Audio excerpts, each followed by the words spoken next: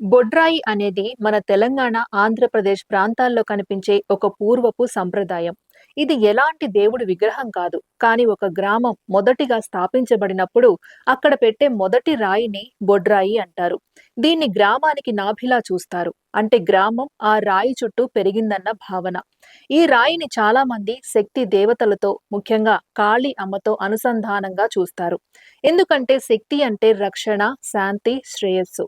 ప్రజలు నమ్మకం ప్రకారం బొడ్రాయి గ్రామాన్ని కాపాడుతుంది, మంచి జరిగేలా చూస్తుంది. కొన్ని గ్రామాల్లో బొడ్రాయి పండుగ కూడా ఉంటుంది. ఆ రోజున ఆ రాయిని శుభ్రంగా కడిగి పూజలు చేస్తారు.